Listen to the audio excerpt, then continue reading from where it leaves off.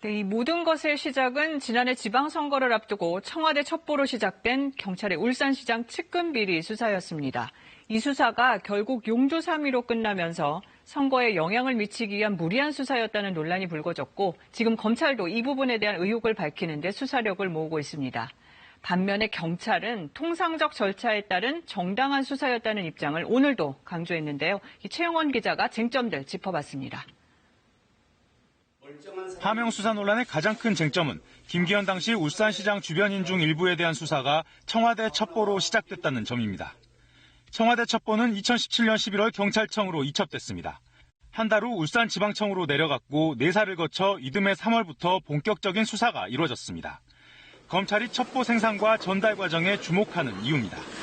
반면 경찰은 통상적인 절차에 따른 수사였다는 입장입니다. 청와대에서뿐만 아니라 관련 첩보는 다양한 경로로 들어왔었다고 밝혔습니다. 당시 수사를 지휘한 황운하 청장도 범죄 첩보를 하달받고도 덮는 게 오히려 직무유기라고 반박했습니다. 또 다른 쟁점은 지방선거에 영향을 미치기 위한 수사였는지 여부입니다. 검찰은 경찰의 압수수색이 이루어진 날이 김 전 시장의 공천 발표일이었다는 점에 주목하고 있습니다. 숨진 수사관을 비롯해 청와대 민정비서관실 소속 행정관 2명이 수사 당시 울산에 내려간 점, 9차례에 걸친 경찰의 청와대 보고도 이례적인 것으로 보고 있습니다. 이에 대해 경찰은 압수수색 영장은 경찰의 신청을 검찰이 청구해줘 법원이 받아들인 것이라며 수사 필요성에 대한 공감대가 있었다는 입장입니다. 청와대 보고 역시 통상적인 절차라고 해명했습니다. 검찰 수사가 김기현 전 시장을 직접 겨냥했는지 여부도 쟁점입니다.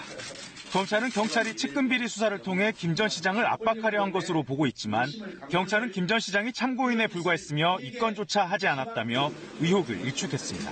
KBS 뉴스 최영원입니다.